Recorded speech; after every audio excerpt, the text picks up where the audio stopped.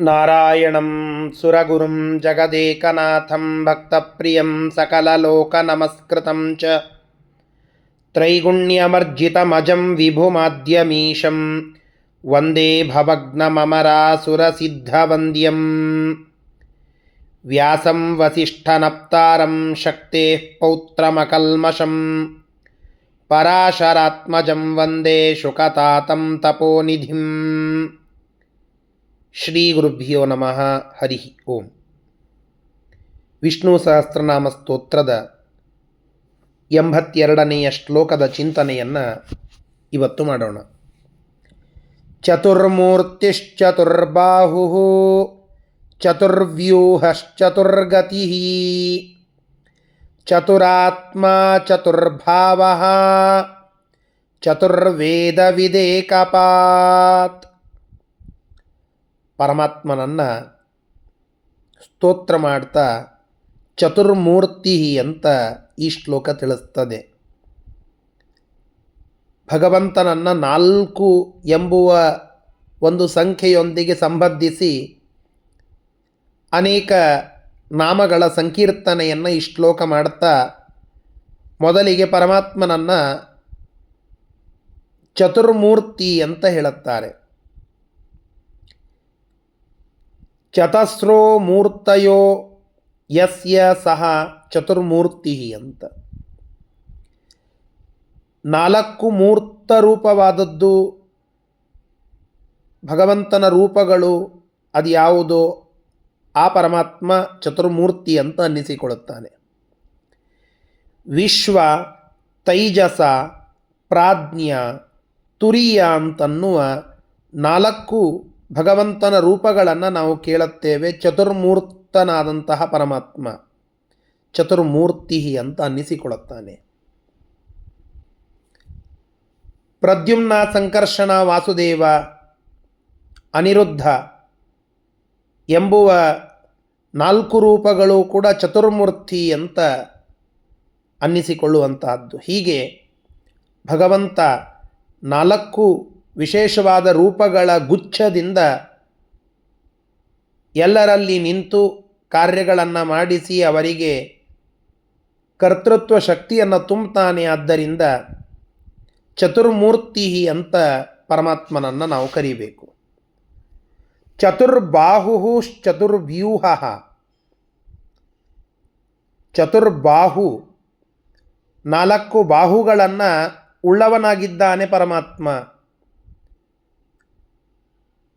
4 ಕೈಗಳನ್ನು ಉಳ್ಳ ಪರಮಾತ್ಮ ಅನ್ನುವ ಅರ್ಥವೂ ಇಲ್ಲಿ ಉಂಟು.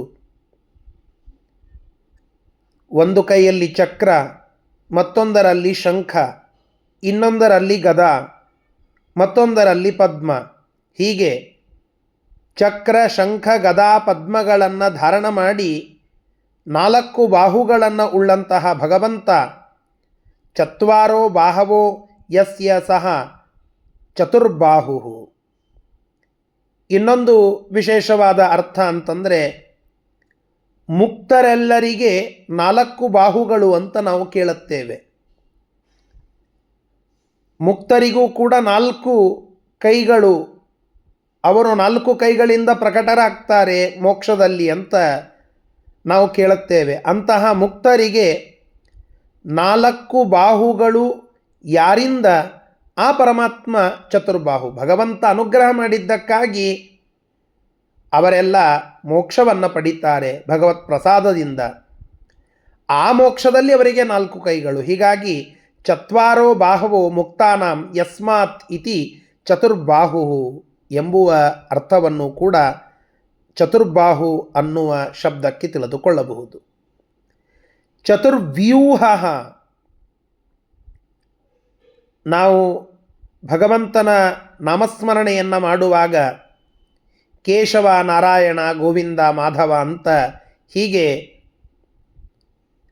ಅನೇಕ ಹೆಸರುಗಳಲ್ಲಿ ಒಂದೊಂದು ಗುಂಪು ಕೇಶವಾದಿ 24 ರೂಪಗಳ ಸ್ಮರಣೆಯನ್ನು ಮಾಡುತ್ತೇವೆ.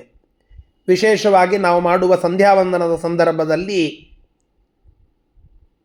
ಆಚಮನವನ್ನು ಮಾಡಿ ಈ ನಾಮ ಸಂಕೀರ್ತನೆಯನ್ನು ಮಾಡಿಯೇ ಮುಂದಿನ ಎಲ್ಲ ಕಾರ್ಯಗಳನ್ನು ಮಾಡುವಂತಹದ್ದು. ಕೇಶವ, ನಾರಾಯಣ, ಮಾಧವ, ಗೋವಿಂದ ಅಂತನ್ನುವ ಈ ಮುಂದುವರೆದು 24 ರೂಪಗಳಲ್ಲಿ ಒಂದೊಂದು ವ್ಯೂಹಗಳನ್ನು ಮಾಡುತ್ತಾರೆ. ಅಂದರೆ ಕೇಶವ ಮುಂತಾದ 6 ಮೊದಲಿಗೆ, ಅದು ಒಂದು ಗುಂಪು, ಅದೊಂದು ವ್ಯೂಹ. ತ್ರಿವಿಕ್ರಮನಿಂದ ಪ್ರಾರಂಭ ಮಾಡಿ ಮುಂದೆ 6, ಅದು ಒಂದು ವ್ಯೂಹ. ಸಂಕರ್ಷಣನಿಂದ ಪ್ರಾರಂಭ ಮಾಡಿ ಅದೊಂದು 6, ಅದು ವ್ಯೂಹ. ನರಸಿಂಹ ರೂಪದಿಂದ ಪ್ರಾರಂಭ ಮಾಡಿ ಮುಂದಿನ 6, ಅದು ಒಂದು ವ್ಯೂಹ.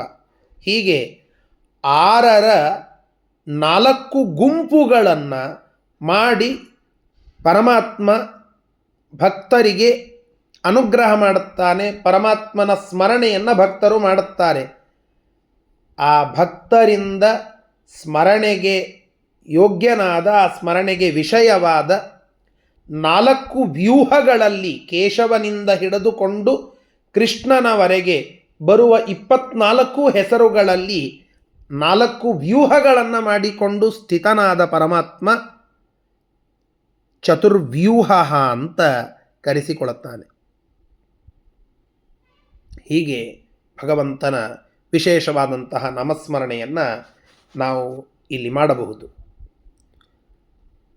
ಚತುರ್ಗತಿ, ಚತುರ್ವಿಧ ಭಜಂತೆ ಮಾಂ ಎಂಬುದಾಗಿ ಗೀತಾ ವಾಕ್ಯ ನಮಗೆ ತಿಳಿಸಿಕೊಡುತ್ತದೆ. ಚತುರ್ವಿಧ ಭಜಂತೆ ಮಾಂ, 4 ಗತಿ, 4 ಜನ ಪರಮಾತ್ಮನನ್ನು ಭಜಿಸ್ತಾರಂತೆ.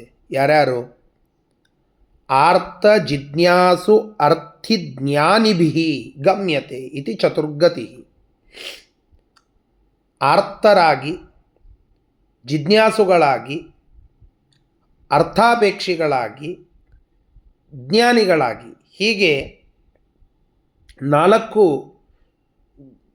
ಗಮ್ಯರಾದ, ಅಂದರೆ ಭಗವಂತ ಈ 4 ಜನರಿಂದ ಗಮ್ಯನಾಗಿದ್ದಾನೆ. ಇವರಿಗೆ 4 ಗುಂಪುಗಳಿಗೆ ಗತಿಯಾಗಿದ್ದಾನೆ ಪರಮಾತ್ಮ.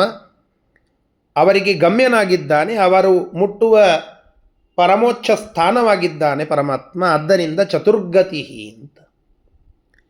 ಚತುರಾತ್ಮ, ಧರ್ಮ ಅರ್ಥ ಕಾಮ ಮೋಕ್ಷಗಳಲ್ಲಿ ಅವರವರ ಯೋಗ್ಯತಾನುಸಾರ ಅವರವರಿಗೆ ರತಿಯನ್ನು, ಕೆಲವರಿಗೆ ಧರ್ಮದಲ್ಲಿ, ಅರ್ಥದಲ್ಲಿ, ಕಾಮದಲ್ಲಿ, ಮೋಕ್ಷದಲ್ಲಿ ಅವರವರ ಯೋಗ್ಯತಾನುಸಾರವಾಗಿ ಅವರಿಗೆ ಅದರಲ್ಲಿ ಬುದ್ಧಿಯನ್ನು ಹುಟ್ಟಿಸ್ತಾನೆ. ಆದ್ದರಿಂದ ಭಗವಂತನನ್ನು ಚತುರಾತ್ಮ ಅಂತ ಕರೀತಾರೆ. ಚತುರ್ಭಾವ, ಚತುರೋ ವರ್ಣಾನ್ ಉತ್ಪಾದಯತಿ ಇತಿ ಚತುರ್ಭಾವ. ಭಾವ ಅಂತಂದರೆ ಹುಟ್ಟಿಸೋದು. 4 ವರ್ಣಗಳನ್ನು ಭಾವಯತಿ ಉತ್ಪಾದಯತಿ ಇತಿ ಚತುರ್ಭಾವ.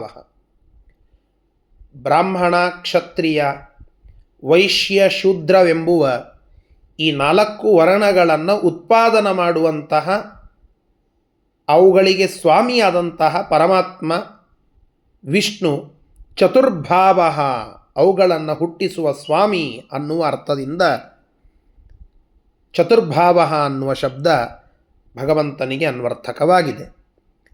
ಚತುರ್ವೇದವಿತ್, 4 ವೇದಗಳನ್ನು ಚೆನ್ನಾಗಿ ಬಲ್ಲಂಥವನು. ಆ ಎಲ್ಲ ವೇದಗಳು ಯಾವ ಪರಮಾತ್ಮನನ್ನು ಪ್ರತಿಪಾದನೆ ಮಾಡುತ್ತದೋ ಅಂತಹ 4 ವೇದಗಳನ್ನು ಬಲ್ಲ, 4 ವೇದಗಳಿಂದ ಪ್ರತಿಪಾದ್ಯನಾದ, ವೇದ್ಯನಾದ ಪರಮಾತ್ಮ ಚತುರ್ವೇದವಿತ್ ಅಂತ ಅನ್ನಿಸಿಕೊಳ್ಳುತ್ತಾನೆ. ಏಕಪಾತ್, ಏಕೋ ಮುಖ್ಯಪಾಲಕಃ ಸನ್ನತತಿ ಇತಿ. ಏಕಪಾತ್, ಭಗವಂತ ಅನೇಕ ರೂಪಗಳನ್ನು ತೆಗೆದುಕೊಂಡರೂ ಕೂಡ ಅವನು ಏಕನಾಗಿದ್ದಾನೆ. ಎಲ್ಲವುಗಳಲ್ಲಿ ಇರುವ ಪರಮಾತ್ಮ ಒಬ್ಬನೇ. ಅಂತಹ ಭಗವಂತ ಏಕಪಾತ್ ಅಂತ ಅನ್ನಿಸಿಕೊಳ್ಳುತ್ತಾನೆ.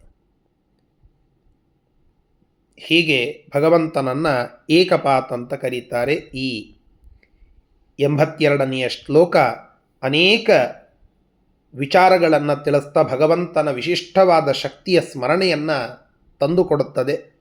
ಈ ಎಲ್ಲ ನಾಮಗಳಿಂದ ಸ್ಮೃತ್ಯನಾದ, ಅವುಗಳಿಂದ ವೇದ್ಯನಾದ ಪರಮಾತ್ಮ ನಮ್ಮನ್ನು ರಕ್ಷಣೆ ಮಾಡಲಿ ಅಂತ ಪ್ರಾರ್ಥನೆಯನ್ನು ಮಾಡೋಣ. ಶ್ರೀಕೃಷ್ಣಾರ್ಪಣಮಸ್ತು. ಹರಯೇ ನಮಃ.